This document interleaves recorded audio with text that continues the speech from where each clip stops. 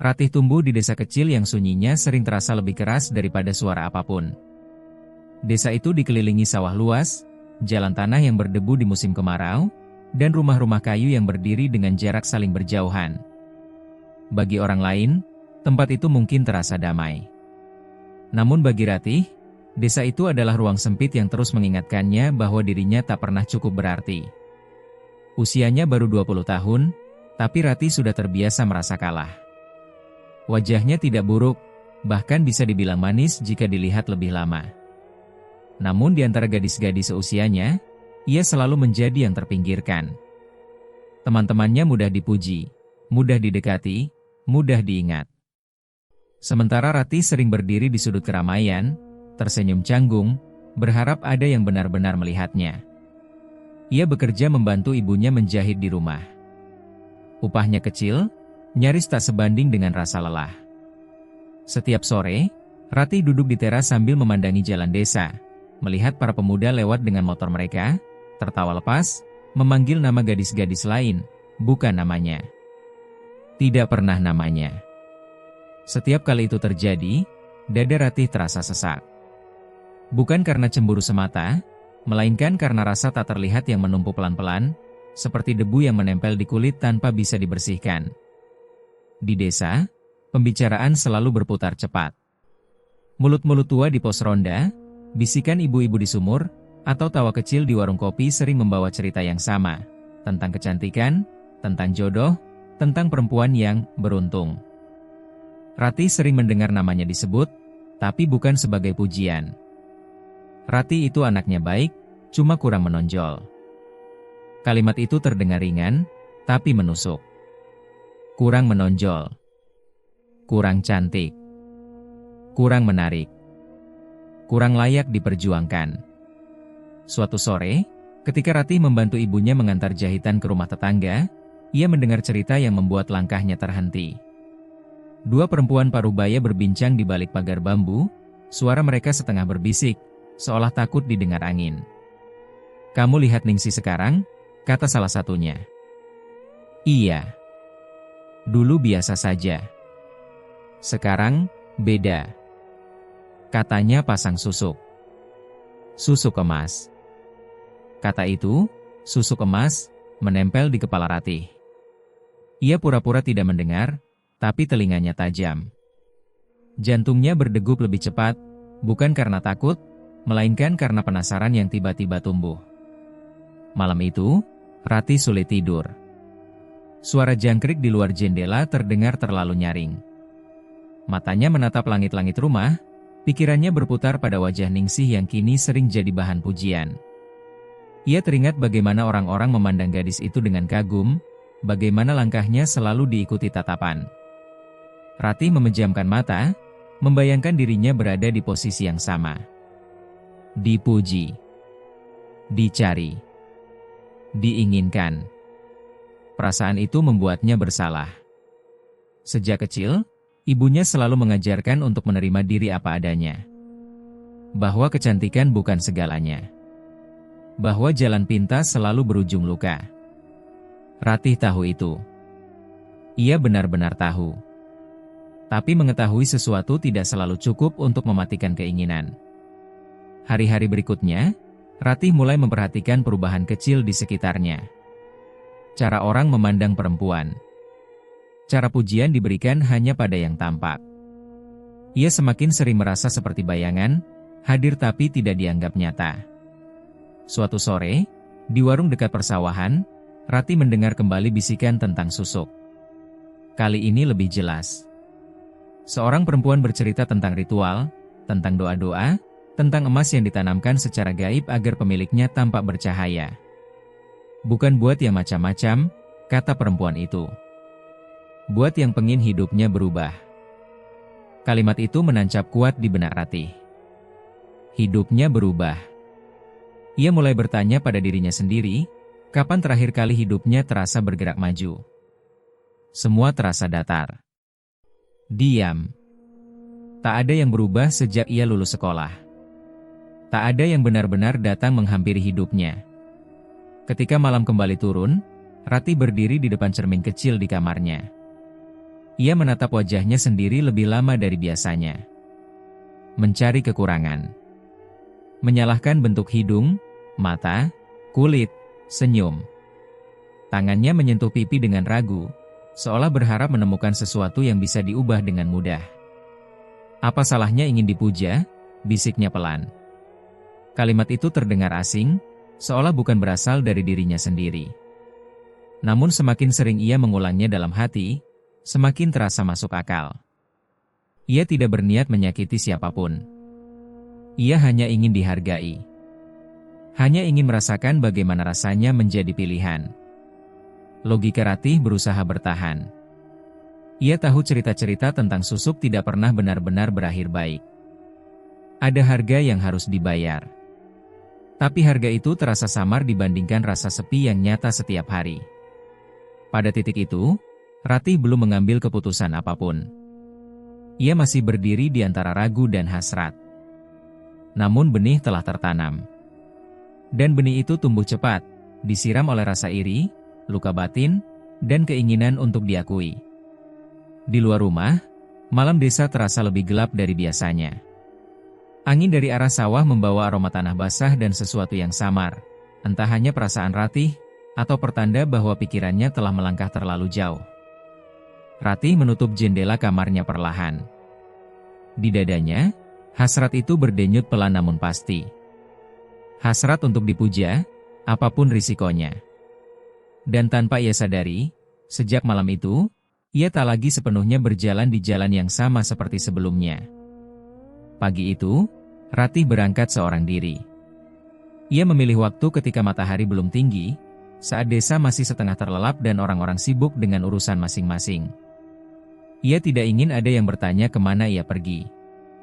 Tidak ingin ada yang menatapnya dengan tatapan ingin tahu yang bisa mengoyak niatnya sebelum benar-benar terwujud. Langkah Ratih mengikuti jalan tanah yang membelah persawahan. Pematang sawah masih basah oleh embun, licin dan dingin di telapak kakinya. Angin berembus pelan, menggerakkan padi muda yang bergoyang seperti bisikan. Semakin jauh ia melangkah, semakin sepi suasana. Rumah-rumah penduduk tertinggal di belakang, digantikan oleh hamparan hijau dan bau lumpur yang khas. Di ujung sawah itulah gubuk itu berdiri. Ratih berhenti beberapa langkah dari bangunan reot yang nyaris menyatu dengan alam sekitarnya. Dindingnya terbuat dari anyaman bambu yang menghitam oleh usia, atapnya miring, sebagian ditutupi dedaunan kering. Tak ada pagar, tak ada penanda apapun, hanya sebuah pohon tua berdiri tak jauh dari pintu. Akarnya menjalar ke tanah seperti urat-urat besar. Inilah tempat yang diceritakan orang-orang. Tempat yang selalu dibicarakan dengan nada setengah percaya, setengah takut. Ratih menarik napas dalam-dalam. Dadanya berdebar. Nalurinya berbisik agar ia berbalik, pulang, melupakan semua ini. Tapi kakinya justru melangkah maju. Setiap langkah terasa berat, seolah tanah di bawahnya menahan. Pintu gubuk terbuka perlahan, bahkan sebelum Ratih sempat mengetuk. Seorang pria tua berdiri di ambang pintu. Tubuhnya kurus, punggungnya sedikit membungkuk, rambutnya memutih kusut. Wajahnya dipenuhi keriput, namun matanya tajam, terlalu tajam untuk seseorang seusianya. Tatapan itu menelusuri Ratih dari kepala hingga kaki, membuatnya merasa telanjang meski masih berpakaian lengkap. "Masuk," ucapnya singkat. Suara pria itu serak, tapi tenang. Tidak terdengar seperti suara orang jahat. Justru terdengar seperti suara orang yang terbiasa dipercaya. Ratih ragu sejenak, lalu melangkah masuk. Begitu kakinya melewati ambang pintu, bau kemenyan langsung menyerbu hidungnya. Terlalu pekat. Terlalu menyengat. Bukan bau yang menenangkan, melainkan bau yang membuat kepala terasa ringan dan perut sedikit mual. Di dalam gubuk, cahaya redup. Hanya satu lubang kecil di dinding yang membiarkan sinar matahari masuk, memantul pada benda-benda aneh yang tersusun di sudut ruangan. Botol kaca berisi cairan keruh, kain hitam yang dilipat rapi, dan beberapa benda logam kecil yang Ratih tak berani menatap terlalu lama. Pria tua itu duduk di tikar pandan, mempersilakan Ratih duduk di hadapannya. Jarak mereka tidak jauh. Terlalu dekat, pikir Ratih, Tapi ia tidak berani memprotes. "Kamu datang karena ingin berubah," kata pria itu, seolah membaca isi kepala Ratih. Ratih menelan ludah. "Saya cuma ingin hidup saya lebih baik," jawabnya pelan. Pria itu tersenyum tipis. Senyum yang tidak pernah benar-benar sampai ke matanya. Tidak ada yang salah dengan keinginan itu. Tuhan pun suka pada hambanya yang berusaha. Kalimat itu terdengar menenangkan. Religius. Ratih merasa sedikit lebih aman. Ia mengangguk kecil, berharap keyakinannya cukup untuk mengusir rasa takut yang terus merayap. Pria itu kemudian mengambil tas kain kecil dari sampingnya. Ia membukanya perlahan, seolah setiap gerakan punya makna. Di dalamnya, Ratih melihat beberapa butir logam kecil berkilau samar. "Ini bukan sembarang benda," ucapnya. "Ini wasilah. Perantara doa." Ia berbicara panjang lebar tentang energi, tentang niat baik, tentang doa yang dibacakan dengan cara khusus. Setiap kata disusun rapi, terdengar masuk akal bagi telinga Ratih yang sedang rapuh. Tak ada ancaman. Tak ada paksaan. Hanya janji-janji halus yang dibungkus dengan bahasa suci. Namun ada sesuatu yang membuat Ratih gelisah. Setiap kali ia menatap wajah pria itu, tatapannya selalu tertahan di mata sang dukun. Mata itu tak pernah benar-benar berkedip. Seolah mengamati reaksi Ratih, menimbang sejauh mana gadis itu bisa digiring. Prosesnya tidak mudah, lanjut pria itu. Harus dilakukan dengan hati bersih dan kepercayaan penuh. Kalau ragu, lebih baik pulang. Kalimat itu seharusnya memberi pilihan. Tapi justru terdengar seperti tantangan. Ratih merasa jika ia mundur sekarang, ia akan kembali menjadi dirinya yang lama, tak berarti, tak dipandang. "Aku siap," kata Ratih akhirnya, meski suaranya sedikit bergetar. Pria itu mengangguk pelan. Ia mulai melantunkan doa-doa dengan suara rendah. Ratih mengenali potongan-potongan kalimat yang sering ia dengar di pengajian. Itu membuatnya kembali lengah. Ia menunduk, mencoba mengikuti doa dalam hati. Namun semakin lama, suara itu berubah. Tidak lagi jelas. Ada bisikan-bisikan yang tidak sepenuhnya bisa dipahami. Ratih merasakan udara di dalam gubuk semakin berat. Bau kemenyan semakin menusuk, membuat kepalanya berdenyut. Ia membuka mata. Pria itu kini menatapnya lekat, terlalu lama. Tatapan itu membuat Ratih merinding. "Kamu harus percaya sepenuhnya," kata pria itu pelan. "Jangan menahan apapun." Ratih mengangguk, meski di dalam hatinya muncul rasa tidak enak yang sulit dijelaskan. Ada bagian dari dirinya yang ingin bertanya lebih jauh, ingin memastikan semuanya benar. Tapi kata-kata itu tertahan di tenggorokan. Ia hanya seorang gadis desa yang datang membawa harapan. Dan di hadapannya duduk seseorang yang mengaku memegang jalan keluar. Di luar gubuk, angin bertiup lebih kencang. Padi di sawah bergoyang serempak, mengeluarkan suara gesekan yang terdengar seperti desahan panjang. Langit perlahan meredup, meski hari belum sepenuhnya siang. Ratih tidak tahu bahwa sejak ia melangkahkan kaki ke gubuk itu, ada sesuatu yang mengamatinya. Bukan hanya mata tua di hadapannya, tetapi juga kesunyian yang seolah bernapas bersama mereka. Dan di titik itulah, tanpa disadari Ratih, batas antara niat dan bahaya mulai kabur. Ritual itu dimulai tanpa penanda waktu yang jelas. Ratih tidak tahu sudah berapa lama ia duduk bersila di hadapan dukun tua itu. Cahaya di dalam gubuk terasa semakin redup, seolah lubang kecil di dinding perlahan tertutup oleh bayangan yang merambat dari luar. Udara menjadi berat, membuat napas Ratih pendek dan terputus-putus. Dukun itu meminta Ratih memejamkan mata. "Fokuskan niat," katanya pelan. "Jangan pikirkan apapun selain harapanmu." Ratih menurut.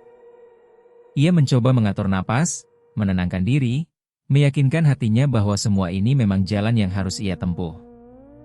Doa-doa kembali dilantunkan. Pada awalnya, masih terdengar jelas, lafal yang dikenalnya sejak kecil, kata-kata yang biasa ia dengar di rumah ibadah. Itu membuatnya bertahan. membuatnya percaya. Namun perlahan, suara itu berubah. Nada doa merendah, melambat, lalu terpecah menjadi rangkaian bisikan yang tidak sepenuhnya bisa dipahami. Beberapa kata terdengar asing, tidak seperti bahasa yang pernah Ratih dengar. Ada jeda-jeda panjang di antara bisikan itu, diisi oleh tarikan napas berat sang dukun yang terdengar terlalu dekat. Ratih membuka mata. Ia melihat dukun itu kini lebih condong ke arahnya. Jarak mereka menyempit tanpa ia sadari. Mata pria itu setengah terpejam, bibirnya terus bergerak, namun bukan doa yang terdengar jelas, melainkan gumaman yang membuat tengkuk Ratih meremang. "Pak!" Suara Ratih nyaris tak keluar. Tenggorokannya kering. "Diam," potong dukun itu lembut, tapi tegas. "Ini bagian dari proses." Ratih kembali memejamkan mata. Jantungnya berdegup lebih cepat. Ada sesuatu yang tidak benar, tapi ia belum bisa menamainya. Ia ingin percaya, karena jika ia berhenti sekarang, berarti semua keberanian yang ia kumpulkan sejak awal menjadi sia-sia. Bau kemenyan semakin menyengat. Ratih merasa kepalanya berputar. Tubuhnya terasa ringan sekaligus berat, ringan karena pikirannya seperti melayang, berat karena ia sulit menggerakkan anggota badan. Ketika dukun itu mulai bergerak, Ratih menyadarinya dari perubahan udara di sekitarnya. Ada sentuhan. Awalnya ringan, sekilas, seperti memastikan posisi. Ratih menegang. Sentuhan itu tidak pernah dijelaskan sebelumnya. Ia ingin bertanya, tapi lidahnya keluh. Doa, atau apapun yang kini diucapkan dukun itu, terus mengalun, menekan kesadarannya. Sentuhan itu berlanjut. Tidak lagi sekadar penyesuaian. Ada tekanan yang membuat Ratih membeku. Tubuhnya tidak merespons perintah otaknya. Ia merasa terperangkap di dalam dirinya sendiri, menyadari bahaya tapi tak mampu bergerak menjauh. "Ini perlu," bisik dukun itu. "Kalau ingin berhasil." Kata-kata itu menghantam Ratih lebih keras daripada apapun. Ia ingin berteriak. Ingin bangkit. Ingin lari. Namun yang keluar hanya napas tercekat. Air mata mengalir tanpa suara, membasahi pipinya, jatuh ke tikar pandan yang dingin. Di dalam kepalanya, Ratih memanggil ibunya. Memanggil Tuhan. Memanggil siapa saja yang bisa menariknya keluar dari ruangan itu. Tapi gubuk itu terasa seperti dunia yang terpisah, jauh dari segala kemungkinan pertolongan. Waktu terasa melar. Setiap detik seperti ditarik paksa, memanjang menjadi siksaan yang sunyi. Ratih tidak tahu kapan semua itu berakhir. Ia hanya tahu bahwa saat suara bisikan berhenti dan dukun itu menjauh, tubuhnya terasa asing, seperti bukan miliknya sendiri. "Sudah," ucap dukun itu akhirnya, datar. "Sekarang pulanglah.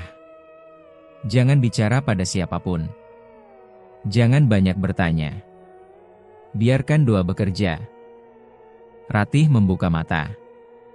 Pandangannya kabur. Ia melihat dukun itu kembali duduk seperti semula, seolah tidak terjadi apa-apa. Wajahnya tenang. Terlalu tenang. Ratih bangkit dengan susah payah. Kakinya gemetar. Ia meraih selendangnya, membungkus diri seerat mungkin, seolah kain itu bisa melindunginya dari rasa hancur yang menggerogoti dadanya. Tanpa berpamitan, ia melangkah keluar dari gubuk. Langit telah berubah warna. Senja hampir tenggelam. Angin dari sawah terasa dingin menusuk kulit. Ratih berjalan terpincang di pematang, nyaris jatuh beberapa kali. Dunia di sekelilingnya tampak jauh, seperti dilihat dari balik kaca tebal.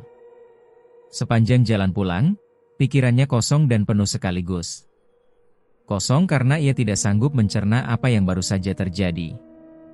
Penuh karena ada rasa bersalah yang menyesakan, bukan kepada orang lain, melainkan kepada dirinya sendiri. Ia menyalahkan kepolosannya, kepercayaannya, keinginannya untuk dipuja yang membutakan. Sesampainya di rumah, Ratih langsung masuk ke kamarnya. Ia mengunci pintu, lalu duduk di lantai dengan punggung bersandar pada dinding. Tangannya gemetar saat menutupi wajah. Tangisnya pecah, tertahan dan nyaris tanpa suara, seolah ia takut bahkan pada isakannya sendiri. Malam itu, Ratih tidak menyalakan lampu. Ia duduk dalam gelap, mencoba merasakan tubuhnya sendiri, memastikan ia masih nyata. Namun yang ia rasakan hanyalah kehampaan dan rasa kotor yang tidak bisa dibersihkan, bahkan oleh air mata. Ia sadar kini. Bukan sekadar takut, melainkan sadar sepenuhnya bahwa ia telah menyerahkan dirinya pada sesuatu yang gelap, pada seseorang yang menggunakan doa sebagai topeng. Kesadaran itu menghancurkannya lebih dalam daripada apapun yang terjadi di gubuk itu. Ratih berjanji pada dirinya sendiri untuk melupakan malam ini. Menguburnya rapat-rapat. Tapi jauh di lubuk hatinya, ia tahu, malam itu tidak akan pernah benar-benar pergi. Dan saat angin malam berdesir di luar jendela, Ratih merasakan sesuatu berdenyut pelan di dalam dirinya. Bukan rasa sakit, belum. Lebih seperti pertanda. Pertanda bahwa kegelapan yang ia datangi dengan sukarela kini telah mengenalnya. Perubahan itu datang lebih cepat dari yang Ratih bayangkan. Pagi pertama setelah malam kelam itu, Ratih terbangun dengan tubuh yang terasa aneh. Bukan sakit, bukan pula sehat, lebih seperti ada sesuatu yang tidak seharusnya berada di dalam dirinya. Kulitnya terasa hangat, terutama di beberapa bagian yang tak bisa ia jelaskan.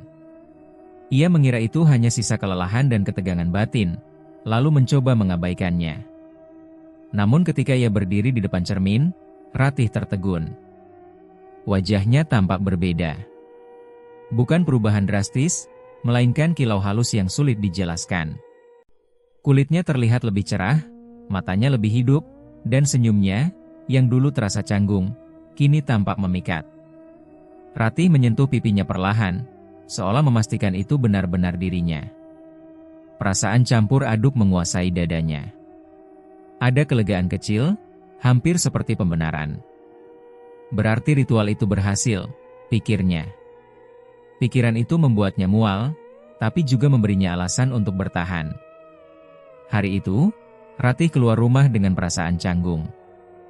Ia berjalan melewati jalan desa seperti biasa, namun ada yang berbeda dari cara orang-orang memandangnya.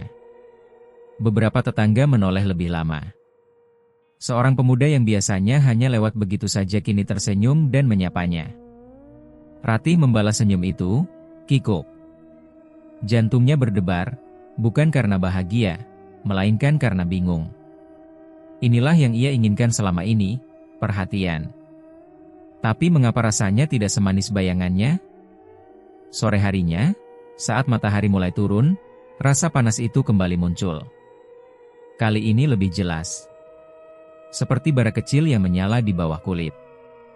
Ratih menggigit bibir, menahan rasa tidak nyaman. Ia duduk di kamarnya, memeluk lutut, mencoba mengatur napas. Malam datang membawa penderitaan yang lebih nyata. Saat Ratih berbaring, rasa nyeri perlahan menjalar. Bukan nyeri tajam, melainkan denyut panas yang konstan, membuat tubuhnya sulit beristirahat. Ia berkeringat meski udara dingin. Setiap kali ia memejamkan mata, bayangan gubuk itu muncul, lampu redup, bau kemenyan, dan wajah tua yang menatapnya tanpa belas kasihan. Dalam tidurnya yang gelisah, Ratih bermimpi. Ia melihat dukun itu berdiri di ujung sawah, tubuhnya diselimuti kabut. Ia tertawa pelan, suara tawanya bergaung aneh, seperti gema di dalam gua. Bibirnya bergerak membaca mantra, dan setiap kata terasa menghantam tubuh Ratih dari dalam. Ratih terbangun dengan jeritan tertahan. Tangannya mencengkeram sprei, napasnya terengah. Dadanya naik turun cepat. Saat itu, ia mendengarnya untuk pertama kali. Klik, kling. Suara itu sangat pelan, hampir tak terdengar. Seperti dua benda logam kecil yang saling bersentuhan. Ratih membeku. Ia menahan napas, mendengarkan. Suara itu kembali terdengar, kali ini lebih jelas, berasal dari dalam tubuhnya sendiri. Air mata mengalir tanpa bisa ia cegah. Tidak, bisiknya, suaranya bergetar. Ia menutup telinga, tapi suara itu tidak datang dari luar. Ia menangis terisak, dan setiap isakan seolah membuat suara itu semakin nyata, beradu lembut namun kejam, mengingatkannya bahwa ada sesuatu di dalam dirinya yang tak bisa ia keluarkan. Hari-hari berikutnya menjadi siksaan yang sunyi. Di siang hari, Ratih tampak semakin memikat. Orang-orang mulai memperhatikannya dengan cara yang belum pernah ia alami. Pujian datang, senyum datang, bahkan bisikan kagum yang dulu hanya ia dengar untuk orang lain kini diarahkan padanya. Namun setiap pujian terasa seperti ejekan. Setiap senyum orang lain mengingatkannya pada harga yang telah ia bayar. Ratih mulai menghindari keramaian. Ia memilih menunduk, berjalan cepat, pulang sebelum senja. Ia takut perhatian itu akan menarik sesuatu yang lebih gelap lagi ke dalam hidupnya. Malam selalu menjadi musuh terbesarnya. Nyeri dan panas itu semakin sering datang, terkadang membuatnya terbangun di tengah malam dengan tubuh menggigil. Mimpi tentang dukun itu tak pernah benar-benar pergi. Kadang ia melihat pria itu duduk di sudut kamarnya. Kadang ia hanya mendengar tawanya di balik angin malam.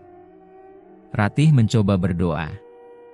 Ia duduk bersila, memejamkan mata, melafalkan doa-doa yang ia hafal sejak kecil. Namun setiap kali ia mulai khusyuk, suara klik itu muncul lagi, seolah menertawakan usahanya. Ia mulai takut pada tubuhnya sendiri.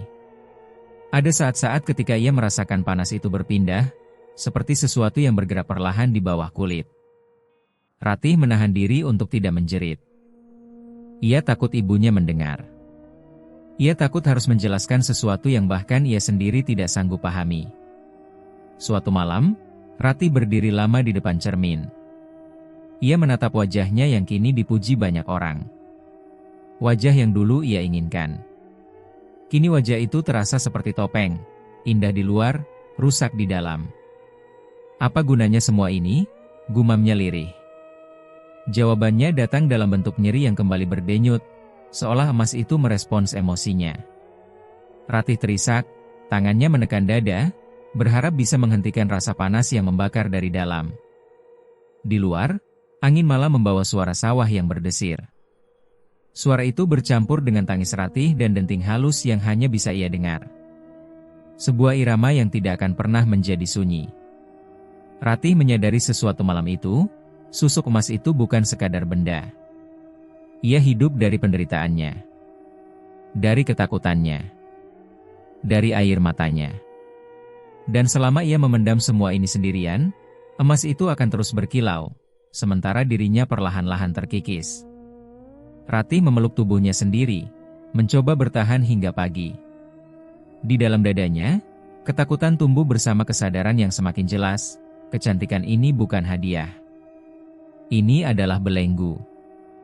Keputusan Ratih untuk mencari pertolongan tidak datang dengan mudah. Butuh beberapa malam penuh rasa sakit dan tangis tertahan hingga ia akhirnya mengakui satu hal pada dirinya sendiri. Ia tidak bisa menghadapi semua ini sendirian. Apapun yang bersarang di dalam tubuhnya harus dikeluarkan, atau ia akan hancur perlahan. Pagi itu, Ratih mengenakan kerudung tipis dan pakaian sederhana. Ia ingin menutupi kilau aneh yang kini seolah melekat di dirinya. Setiap kali bercermin, ia merasa kecantikan itu seperti memanggil perhatian yang tidak ia kehendaki. Maka ia menunduk, berjalan cepat, berharap orang-orang tidak menatapnya terlalu lama. Dukun pertama yang ia datangi tinggal di desa sebelah. Seorang lelaki paruh baya yang dikenal alim, sering dimintai tolong untuk urusan pengobatan dan doa. Ratih duduk di hadapannya dengan tangan gemetar, menceritakan semuanya secara singkat, menahan detail yang terlalu menyakitkan. Begitu mendengar kata susuk emas, wajah dukun itu berubah. Ia terdiam lama, lalu menggeleng pelan. Ini bukan susuk biasa, katanya akhirnya. Ini kotor. Ratih menahan napas. Bisa dibongkar, Pak? Tanyanya lirih. Dukun itu menarik napas dalam-dalam. Saya tidak berani. Ini dipasang dengan niat yang tidak lurus. Kalau saya paksa, akibatnya bisa lebih buruk. Ratih pulang dengan langkah gontai. Ia tidak menyerah. Hari-hari berikutnya, ia mendatangi beberapa orang lain, dukun tua, orang pintar, Bahkan seorang kiai yang dikenal bisa mengobati hal-hal gaib. Jawabannya hampir selalu sama, meski dengan bahasa berbeda. Itu emas bernoda. Yang seperti ini melekat pada penderitaan. Bukan cuma susuknya yang kuat, niat yang menanamkannya lebih gelap. Setiap penolakan seperti palu yang menghantam dadanya. Ratih mulai merasa terjebak. Tidak ada yang berani menyentuh apa yang bersarang di tubuhnya. Tidak ada jalan keluar yang jelas. Sementara itu, dampaknya mulai terasa di sekitarnya. Seorang pemuda yang sempat sering menyapanya tiba-tiba jatuh sakit. Tubuhnya panas tinggi, mengigau menyebut nama Ratih sambil menangis ketakutan. Orang-orang mulai berbisik. Ratih mendengar kabar itu dari kejauhan, jantungnya mencelos. Tak lama kemudian, kejadian serupa terulang. Seorang pria lain yang mencoba mendekatinya mendadak kesurupan di tengah malam. Ia berteriak-teriak, menuduh ada bayangan perempuan berkilau emas yang menindih dadanya. Ratih gemetar mendengarnya. Ia mulai menghindari siapapun, terutama laki-laki. Setiap tatapan terasa seperti ancaman. Setiap sapaan membuatnya cemas, takut akan membawa celaka bagi orang lain. Kecantikan yang dulu ia dambakan kini menjadi kutukan yang menyebar. Malam-malam Ratih semakin berat. Nyeri dan panas itu datang lebih sering, seolah emas di dalam dirinya merespons ketakutannya. Suara denting halus itu kini tak lagi samar. Kadang terdengar jelas, seperti logam kecil yang digesekkan perlahan. Ratih menangis dalam diam, menutup mulut dengan bantal agar ibunya tidak mendengar. Ia mulai membenci cermin. Wajah yang dipuji orang-orang itu membuatnya muak. Ia merasa seperti memakai wajah orang lain, wajah yang dibeli dengan harga yang terlalu mahal. Suatu malam, Ratih terduduk di lantai kamarnya, tubuhnya menggigil meski keringat membasahi pelipis. Ia teringat semua peringatan yang pernah ia dengar sejak kecil, tentang jalan pintas, tentang keinginan yang mengalahkan doa, tentang harga yang tak selalu bisa dibayar dengan uang atau penyesalan. Kini ia mengerti. Kecantikan ini tidak pernah dimaksudkan untuk membuatnya bahagia. Susuk itu hidup dari ketidakseimbangannya, dari rasa bersalah dan luka batin yang terus ia pendam. Semakin ia menderita, semakin kuat jeratnya. Ratih memeluk lutut, menunduk, air matanya jatuh ke lantai. Untuk pertama kalinya sejak semua ini dimulai, ia tidak lagi berharap dipuja. Ia hanya ingin bebas. Ingin kembali menjadi dirinya sendiri, meski sederhana, meski tak diperhatikan siapapun.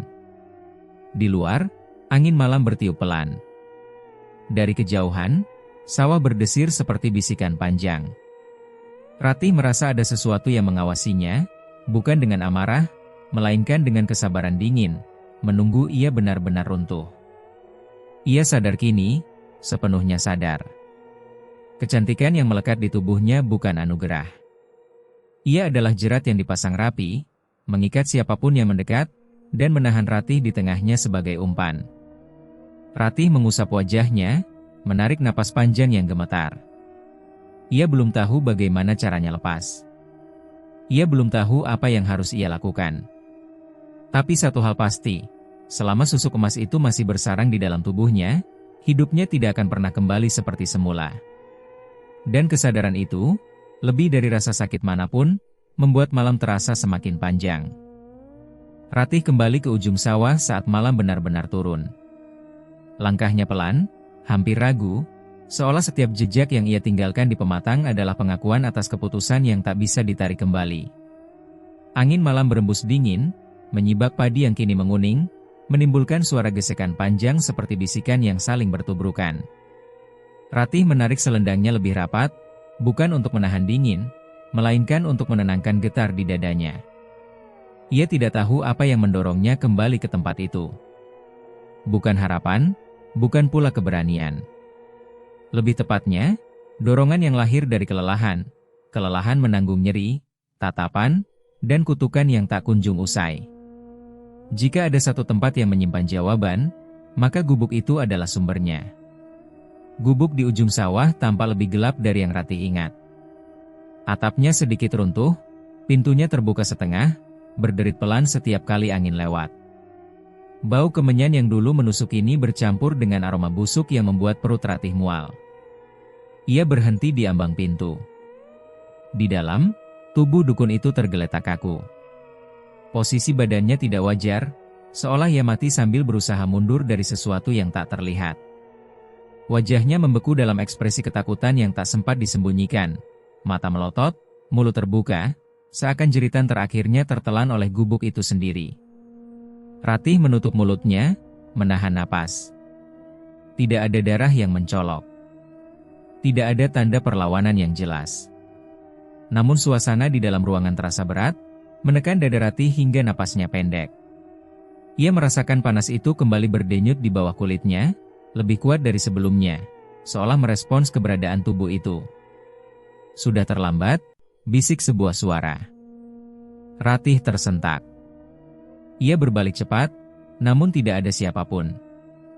Gubuk itu kosong selain tubuh yang tergeletak dan benda-benda ritual yang berserakan. Napas Ratih memburu. Ia menelan ludah, berusaha meyakinkan diri bahwa itu hanya imajinasinya. Namun suara itu datang lagi, lebih dekat. Tawa pelan, serak, yang sangat ia kenali. Ratih memejamkan mata. Bayangan malam-malam panjang yang penuh mimpi buruk menyeruak. Wajah dukun itu, bibirnya yang membaca mantra, tatapannya yang tak pernah teduh. Semua kembali, berputar-putar di kepalanya. Berhenti, Ratih berbisik, suaranya gemetar. Panas itu menyebar. Dari dada, ke perut, lalu ke seluruh tubuhnya. Ratih jatuh berlutut. Tangannya mencengkeram tanah gubuk yang dingin, kukunya menggali serat bambu yang lapuk. Suara denting emas itu kini terdengar jelas, bukan lagi bisikan, melainkan derap pelan yang beradu, seirama dengan detak jantungnya. Amarah yang selama ini ia pendam akhirnya menemukan jalan. Amarah pada kebodohannya sendiri. Pada kepercayaannya yang disalahgunakan. Pada doa-doa palsu yang menjadikannya korban. Amarah itu naik seperti gelombang, menghantam batas kesadarannya. Ratih merasakan sesuatu bergerak di dalam dirinya. Bukan sekadar panas, melainkan dorongan kuat yang menekan dari dalam, seolah banyak tangan tak kasat mata berebut ruang. Ia terisak, lalu tertawa pendek tanpa sadar. Suaranya terdengar asing di telinganya sendiri. Doa-doa yang pernah ia hafal kembali meluncur dari bibirnya. Namun kata-kata itu tidak lagi rapi. Terpotong-potong. Berubah menjadi seruan putus asa yang bercampur dengan jeritan. Setiap suku kata seperti diseret keluar bersama rasa sakit yang menumpuk. Di sekeliling gubuk, angin berputar lebih kencang. Padi di sawah merunduk serempak, bergesek keras, seolah ada sesuatu yang melintas di antara mereka.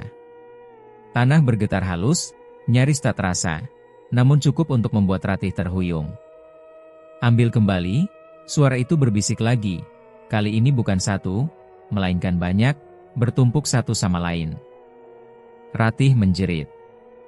Tubuhnya melengkung ke depan, napasnya tercekik. Ia merasakan beban berat menindih dadanya, lalu mengalir keluar dalam bentuk tangis dan amarah yang tak lagi bisa dibedakan. Bayangan-bayangan muncul di sudut penglihatannya. Samar, berkilau pucat, seperti pantulan emas di air keruh. Ia melihat wajah-wajah asing. Perempuan-perempuan yang menunduk. Tatapan kosong. Luka yang tak pernah sembuh. Mereka berdiri mengelilinginya, terikat pada kilau yang sama, pada jerat yang sama. Ratih menyadari, susuk emas itu tidak hanya membawa satu jiwa. Ia membawa sisa-sisa penderitaan yang dikumpulkan, disimpan, dan diberi makan oleh niat kotor. Tubuh dukun itu di sudut ruangan bergetar. Bibirnya yang kaku bergerak sedikit, seolah mencoba mengucapkan sesuatu. Ratih menoleh, amarahnya memuncak. Ia tidak lagi merasa takut, yang ada hanya keinginan untuk mengakhiri semuanya. Jeritannya menggema, bercampur dengan suara angin dan derak bambu. Tanah di sekitar gubuk mulai ambles perlahan, seperti ditarik ke bawah oleh tangan-tangan yang tak terlihat. Sawah di sekelilingnya berdesir keras, airnya bergolak, menelan bayangan yang meronta. Ratih terjatuh ke tanah, napasnya tersengal. Perlahan, suara-suara itu mereda. Angin melemah. Padi kembali diam. Di dalam gubuk, hanya tersisa kesunyian yang tebal. Ratih terbaring, tubuhnya lemas. Panas itu masih ada, tapi kini terasa berbeda, lebih padat, lebih berat, seolah sesuatu telah menetap lebih dalam. Ia menatap langit-langit gubuk yang gelap, air mata mengalir tanpa suara. Ia tidak tahu apa yang baru saja terjadi sepenuhnya. Ia hanya tahu satu hal, rahasia gelap itu kini tertanam bersama tanah sawah, dan apapun yang bangkit malam ini tidak akan mudah dikubur kembali. Ratih menutup mata, kelelahan. Di dadanya, emas itu berdenyut pelan, tenang, namun waspada. Dan malam belum benar-benar selesai. Ratih menghilang tanpa jejak. Pagi setelah malam itu, warga desa dikejutkan oleh perubahan di ujung sawah. Tanah di sekitar gubuk tampak ambles, pematang retak memanjang, dan air sawah menggenang tak wajar, keruh kehitaman. Gubuk tua itu setengah runtuh, seperti ditelan usia dalam semalam. Tak ada yang berani mendekat terlalu lama. Udara di sekitarnya dingin, berat, dan sunyi dengan cara yang tidak biasa. Tubuh dukun tua ditemukan di dalam gubuk, kaku dan membusuk lebih cepat dari seharusnya. Wajahnya membeku dalam ketakutan yang tak mampu dijelaskan oleh kata-kata. Orang-orang sepakat untuk tidak banyak bertanya. Mereka menguburkannya cepat-cepat, dengan doa seadanya, seolah berharap tanah mau menutup aib yang terlalu lama dibiarkan hidup. Tentang Ratih, tak seorang pun tahu pasti apa yang terjadi. Ibunya menunggu berhari-hari di rumah, duduk di teras sambil menatap jalan desa, berharap anak gadisnya pulang dengan langkah pelan dan senyum kecil yang biasa. Tetangga ikut membantu mencari, menyusuri sawah, memanggil namanya di tepi hutan kecil, memeriksa aliran air. Tidak ada jawaban. Tidak ada jejak kaki. Tidak ada tanda perlawanan. Yang ditemukan hanya serpihan-serpihan kecil berwarna hitam keemasan di dekat pematang sawah. Serpihan itu dingin saat disentuh. Berat, seperti logam, namun rapuh jika ditekan terlalu kuat. Beberapa orang mengaku melihat kilau aneh di dalamnya, seperti cahaya yang terperangkap. Seorang tetua desa memerintahkan agar serpihan itu dikubur kembali. Jangan dibawa pulang, katanya tegas. Itu bukan rezeki. Sejak hari itu, desa tidak pernah benar-benar sama. Malam-malam menjadi lebih sunyi. Anjing-anjing jarang menggonggong. Burung-burung enggan bertengger di pohon dekat sawah. Angin yang biasanya membawa bau tanah basah kini sering membawa aroma logam samar yang membuat bulu kuduk meremang. Lalu cerita mulai beredar. Awalnya hanya bisikan, tentang bayangan perempuan yang terlihat berdiri di pematang saat bulan separuh. Tentang wajah cantik yang memantul di air sawah, lalu menghilang ketika didekati. Beberapa pemuda mengaku melihat seorang gadis berkerudung tipis, berdiri membelakangi mereka, rambutnya jatuh lurus, tubuhnya memancarkan kilau lembut seperti emas kusam. Ketika dipanggil, bayangan itu menoleh perlahan. Wajahnya indah, nyaris sempurna. Namun matanya kosong, terlalu dalam, seolah menyimpan tangis yang tak pernah selesai. Begitu mata itu bertemu pandang, hawa dingin menyergap, dan bayangan itu lenyap, meninggalkan suara denting halus yang tertinggal lama di telinga. Klik, kling. Cerita itu menyebar dari mulut ke mulut, berubah seiring waktu, tapi inti kisahnya tetap sama. Mereka mulai menyebutnya gadis bersusuk emas. Ratih. Nama itu tidak selalu diucapkan dengan jelas, tapi orang-orang tahu. Mereka ingat gadis desa yang dulu pendiam, sederhana, dan sering menunduk saat lewat. Mereka ingat perubahan mendadak pada wajahnya, kilau aneh yang sempat membuat iri. Dan mereka ingat bagaimana semua itu berakhir dengan keheningan. Ada kejadian-kejadian kecil yang tak bisa dijelaskan. Seorang pria yang mencoba mengambil tanah dari pematang sawah jatuh sakit semalaman, mengigau menyebut nama perempuan sambil memohon ampun. Seorang pedagang emas yang kebetulan lewat desa merasa pusing hebat dan muntah begitu mendekati area sawah itu. Tak ada yang berani mendekat lagi. Para orang tua mulai memperingatkan anak-anak gadis mereka tentang keinginan yang tak terkendali. Tentang jalan pintas yang dibungkus doa. Tentang orang-orang yang berbicara lembut tapi menyimpan niat kotor. Kalau ingin dipuji, biarlah Tuhan yang mengangkat, kata mereka.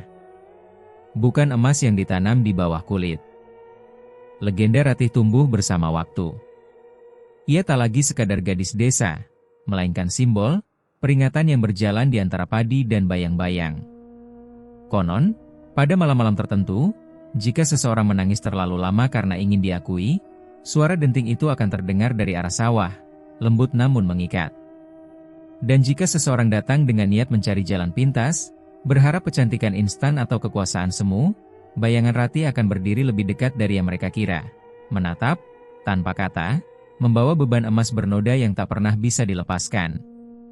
Tidak ada yang tahu apakah Ratih benar-benar mati malam itu, atau menjadi bagian dari jerat yang pernah menelannya. Namun sebagian percaya, arwahnya tidak sepenuhnya jahat.